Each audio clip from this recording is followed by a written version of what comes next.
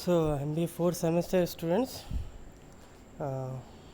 Marketing of services की आज की क्लास में अपन क्वेश्चन नंबर 7 डिस्कस कर रहे हैं।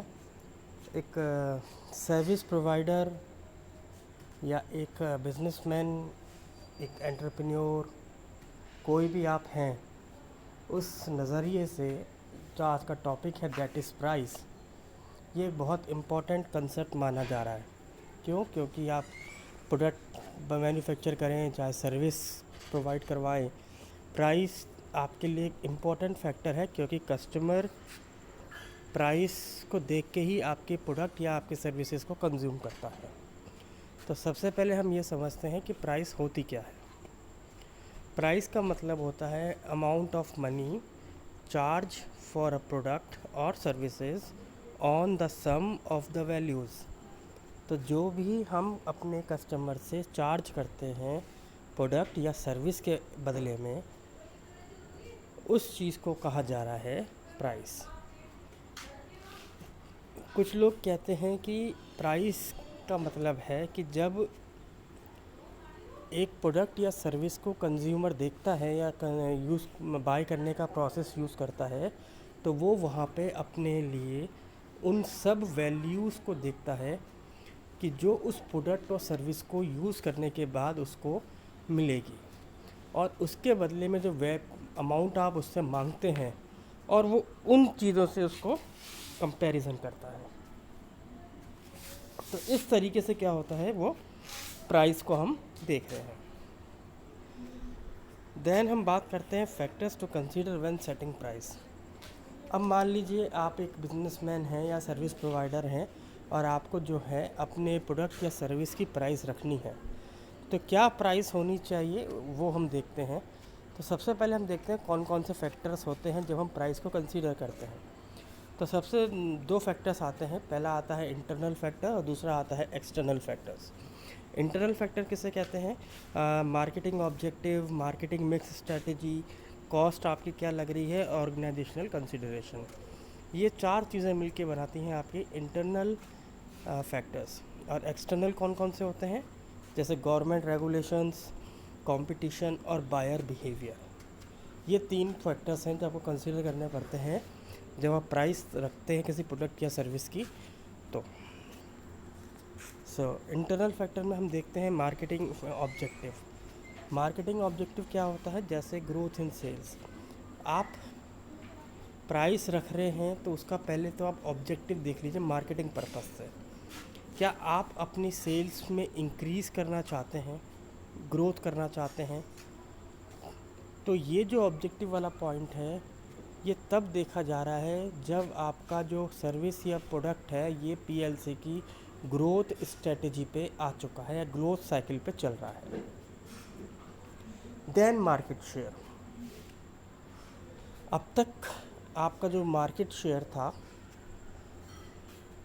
उसमें आप क्या इंक्रीज़ करना चाह रहे हैं, कितना आपका मार्केट शेयर है, और कितना आपको लगता है कि हमें एक्सपेक्टेड न्यू फाइनेंशियल ईयर में या न्यू फ्यूचर में हमें चाहिए, उसको ध्यान में रखते हुए भी हमें प्राइस देखनी पड़ती है। तीसरा आता है प्री डिटरमाइंड प्रॉफिट लेवल। इसके अंदर भी क्या है, जैसे मान लीजिए आपका है 10% प्रॉफिट कमाना है हमें एक सर्विस पे, या 12% है, 15% है, तो ये भी आप उसमें देखेंगे, तभी आप उस प्रोडक्ट या सर्विस में अपनी उस प्रॉफिट मार्जिन को ऐड कर पाएंगे। Then meet the competition. अगर आपके ही तरह सेम आपका जो कॉम्पिटिटर है जो कि आपका ही प्रोडक्ट या सर्विस को मैन्युफैक्चर कर रहा है और डिलीवर कर रहा है, तो उसकी क्या प्राइस रेंज है। यदि उसकी प्राइस रेंज कम है और आप अपनी प्राइस रेंज हाई रखना चाह रहे हैं, तो भी आपको बहुत ध्यान से और कई बातों को कंसिडर करना पड़ेगा, क्योंकि ये डेफिनेटली अगर सेल्स इंक्रीज़ होती है तो आपका प्रॉफिट बढ़ जाएगा। बट यदि ये कहीं बाय बैक हो गया, कहीं मान लीजिए आपकी सेल्स कम हुई due to high price range, तो आपका प्रॉफिट भी काफ़ी ज़्यादा डाउन में चला जाएगा। ऐसे ही कैश फ्लो कंट्रोल। तो कैश फ्लो कंट्रोल के लिए भी हमें प्राइस देखनी पड़ती है कि हमारे पास कितना पैसा आ रहा है, हम कितना खर्च कर सकते हैं, और कितना हमें अपने सर्विस की प्राइस रेंज रखनी चाहिए। इसको भी ध्यान में रखते हुए हमें क्या करना है, इस मार्केटिंग ऑब्जेक्टिव को फैक्टर को ध्यान से देखना है। देन आता है second marketing mix. Marketing mix जैसे प्रोडक्ट, प्रमोशन, प्राइस, प्लेस, जो हमें पहले से पता है 4 Ps। तो मार्केटिंग मिक्स स्ट्रेटजी के वक्त हमें ये देखना है कि आपका जो प्रोडक्ट है क्या उसमें वो सभी कंटेंट या जो फीच हम देख रहे हैं कि क्या क्या आपके प्रोडक्ट में खूबियाँ हैं, क्या उसमें बेनिफिट है, उसी प्रकार से आप अपनी मार्केटिंग स्ट्रेटजी डिज़ाइन कर सकते हैं regarding the price. Then promotion strategy. देखिए प्रमोशन एक्सपेंसिव होते हैं क्योंकि कई बार आप चाहे मीडिया ले रहे हैं, चाहे ब्रॉडकास्ट मीडिया ले रहे हैं, तो कहीं ना कहीं आपके पास जो है पैसा तो खर्च होने वाला है। तो प्राइस आपको ये देखनी है क्या आप उस प्राइस को अपने उस सर्विस के अंदर भी इंक्लूड कर रहे हैं या नहीं कर रहे हैं। देन प्राइसिंग के साथ साथ आती है डिस्ट्रीब्यूटिंग स्ट्रेटजी। देखिए डिस्ट्रीब्यूटिंग स्ट्रेटजी क्या कह रही है, जैसे मान लीजिए आपको सर्विस इंडस्ट्री के अंदर आपके बहुत सारे इंटरमीडिएट्स बीच में आ रहे हैं, या आपको लग रहा है कि सर्विस डिलीवर करने में हमारी कॉस्ट इंकर्ड हो रही है, तो आपको प्राइस वही रखनी पड़ेगी जिसके अंदर आप इस सब खर्चे को इंक्लूड कर सकते हो। क्योंकि कोई भी सर्विस प्रोवाइडर नुकसान करके अपनी डिस्ट्रीब्यूशन तो नहीं करने वाला। यदि वो बहुत एक मान लीजिए मैं एक जगह पे बैठा हूँ और मैं लॉजिस्टिक कंपनी में हूँ या कार्गो कंपनी में हूँ, और मेरा ऑफिस है जो है वो अर्बन सिटी में है, जबकि मैं डिलीवर करना चाह रहा हूँ अपने यहाँ से 60 kilometre far away from the जो मेरा ऑफिस है, जो एक गाँव में आता है, जहाँ पे मुझे कई सारी ट्रांसपोर्टेशन को यूज़ करना पड़ेगा तो डिलीवर द गुड्स।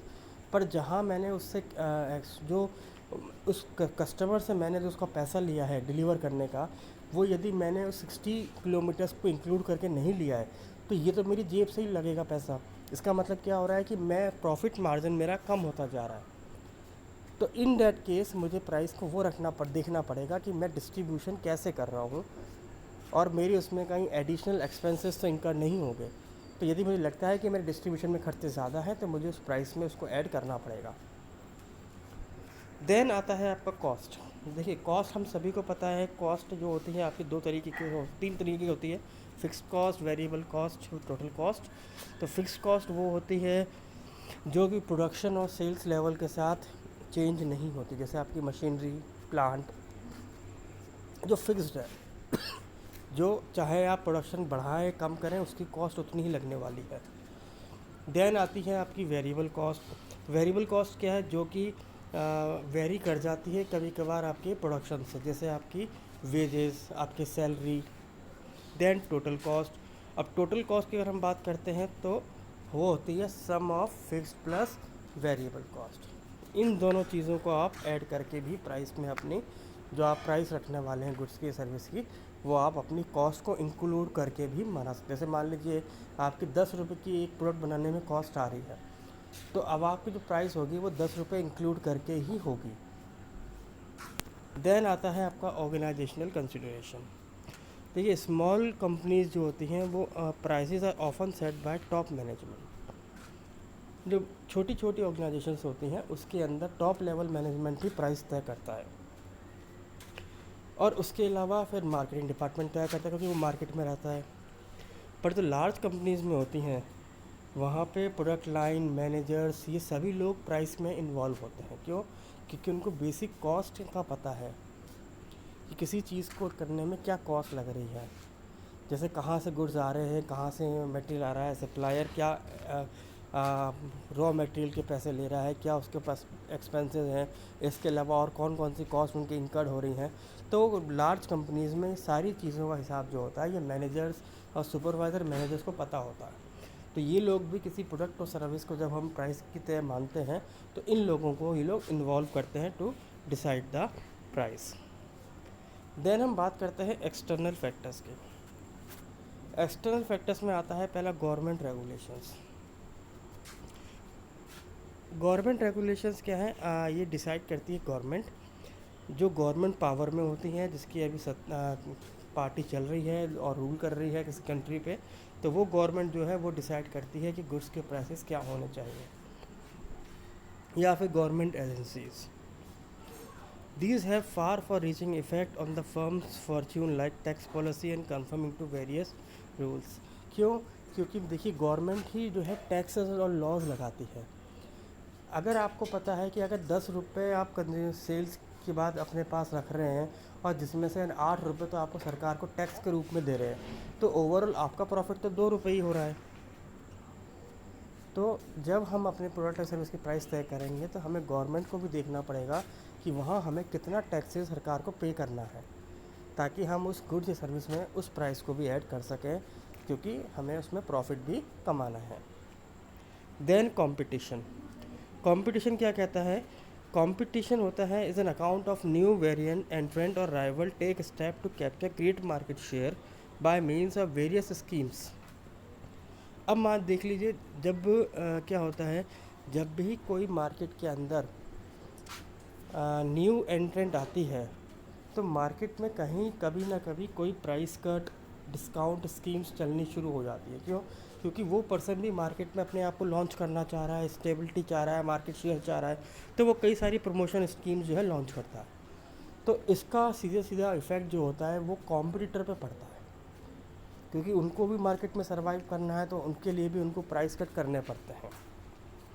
तो ये ध्यान में रखते हुए भी आपको क्या करना है, आपको अपनी प्राइस रेंज को तय करना है कि अगर मान लीजिए मार्केट में कोई न्यू एंट्रेंट आए, तब आप ज़्यादा प्राइस को कम नहीं करें और आप अपने एक्सपेंसेस भी बियर कर सकें। देन आता है बायर बिहेवियर। देखिए, हर एक कंज्यूमर जो है वो राइट क्वालिटी ऑफ प्रोडक्ट चाहता है और राइट प्राइस चाहता है। नॉर्मली आप अगर कंज्यूमर को देखें तो वो चाहता है कि उसको अच्छी चीज़ मिले और प्राइस कम से कम हो। और बीइंग एज ए बिजनेस हमें पता है कि किसी चीज़ में कितनी कॉस्ट आ रही है, कितने एक्सपेंसेस हमें बियर करने पड़ रहे हैं। तो हमें ये देखना पड़ेगा कि हमारे प्रोडक्ट या सर्विस को कंज्यूम करने के लिए बायर्स की क्या बिहेवियर है, क्या वो उस प्राइस रेंज पे प्रोडक्ट को परचेस करेगा या नहीं करेगा सर्विस को। देन हम बात करते हैं इंपॉर्टेंस की। देखिए, सबसे पहला आता है सर्विस डिफरेंशिएट गेटिंग डल।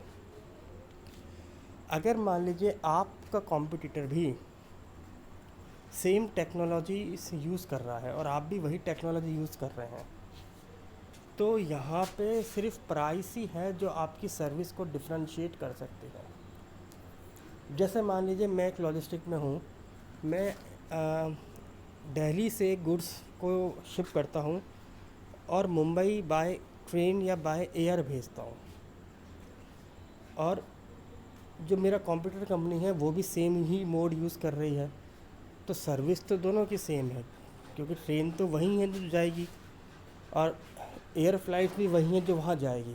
अब सवाल यह आता है कि आप जो कंज्यूमर है वो आपकी सर्विसेज यूज़ करें या आपके कॉम्पिटिटर की।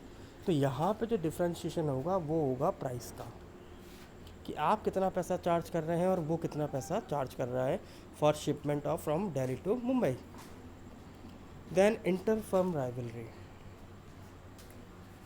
देखिए, इंटर फर्म राइवल से मतलब है कि जब किसी इंडस्ट्री के अंदर एंट्री और एग्ज़िट में कोई बैरियर नहीं होता, तो वहाँ फ्री मूवमेंट है, कोई भी आ सकता है, कोई भी जा सकता है। तो होता क्या है उसमें, जब आपकी इंडस्ट्री में फ्री मूवमेंट है, कोई भी आ जा सकता है, तो उसकी वजह से कई बार नई कंपनीज मार्केट में आती हैं, और मार्केट में आने से जैसे वो प्रमोशन स्कीम्स कर रही हैं, कभी बोनस दे रही हैं, डिस्काउंट दे रही हैं, सेल्स प्रमोशन स्कीम्स कर रही हैं, तो उसका खामियाजा आपको भुगतना पड़ता है। तो हम यहाँ पे अपनी प्राइस को लेके ही उस राइवलरी और उस सिचुएशन से बाहर आ सकते हैं। देन आता है मैच्योर प्रोडक्ट एंड मार्केट। हम सबको पता है कि हर प्रोडक्ट की एक पीएलसी होती है, ऐसे ही हर सर्विस की पीएलसी है, हर एक कंपनी की पीएलसी होती है। तो जब एक कंपनी, एक ऑर्गेनाइजेशन मान लीजिए मैच्योर स्टेज पे है और मार्केट, जिस मार्केट में वो एंटर कर रही है वो मार्केट भी मैच्योर है, तो वहाँ पे क्या होगा, वहाँ पे सिर्फ प्राइस कट ही आपका क्या है, डिफरेंशिएशन देगा आपकी सर्विसेज के रिगार्डिंग। क्योंकि उस वक्त आप जो हो मैच्योर स्टेज पे हो और आप वहाँ पे प्राइस कट को जो है बियर कर सकते हो उस मार्केट में स्टेबिलिटी के लिए। और फोर्थ आता है आपका कंज्यूमर वैल्यू परसेप्शन।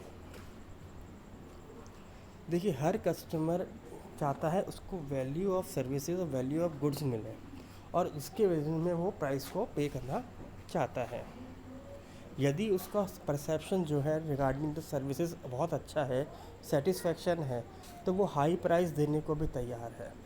पर यदि उसको लगता है कि वहाँ उसका परसेप्शन कम है, तो वो लो प्राइस देने में भी थोड़ा सा हेजिटेट करता है। जैसे हम 5 स्टार होटल्स में जाते हैं, हम अगर एयर फ्लाइट में जा रहे हैं, हमें पता है कि अगर हम बिज़नेस क्लास टिकट ले रहे हैं तो वहाँ हमें सर्विसेज अच्छी मिलेंगी, तो वहाँ हम हायर प्राइस देते हैं।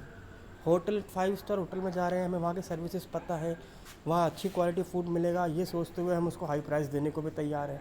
पर वही सेम प्राइस यदि ये कोई लोकल ढाबा या रेस्टोरेंट ले ले, तो क्या कस्टमर को बियर पे करेगा? नहीं करेगा। क्यों? क्योंकि वहाँ उसका परसेप्शन अलग है।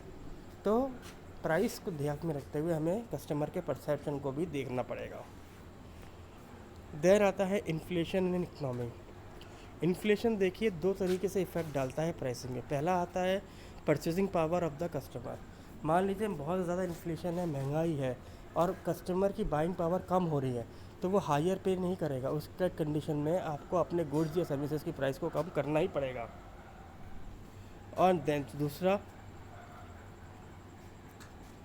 अब मान लीजिए अगर आपकी फ़र्म की कॉस्ट बढ़ती जा रही है महंगाई की वजह से, मान लीजिए सप्लायर से आप चीज़ मंगा रहे हो तो महंगा पड़ रहा है, हर चीज़ आपको महंगी पड़ रही है, तो एक यूनिट बनाने में यदि आपकी कॉस्ट अधिक आ रही है तो आप उसको महंगा बेचना ही आपको पड़ेगा, क्योंकि आपको अपनी कंपनी को चलाना है, रन करना है। तो इन डेट कंडीशन आपको प्राइस को देखना पड़ेगा कि हम प्राइस क्या रखें, ताकि अगर मार्केट में इन्फ्लेशन की स्थिति है इकोनॉमी में, तो हम प्राइस को कस्टमर पे भी कर दे और हमें हमारी कॉस्ट भी निकल जाए। और फिर आता है लास्ट, न्यू प्रोडक्ट डेवलपमेंट। अब जैसे मान लीजिए अगर आप अपना को न्यू मार्केट में न्यू प्रोडक्ट लॉन्च कर रहे हैं, तो अगेन आपको अपनी प्राइस को ध्यान में रखना है, क्योंकि प्राइस देख के कस्टमर उस न्यू प्रोडक्ट और सर्विस का एक आइडिया मन में बनाता है। तो ये आपके इम्पोर्टेंस ऑफ प्राइसिंग है।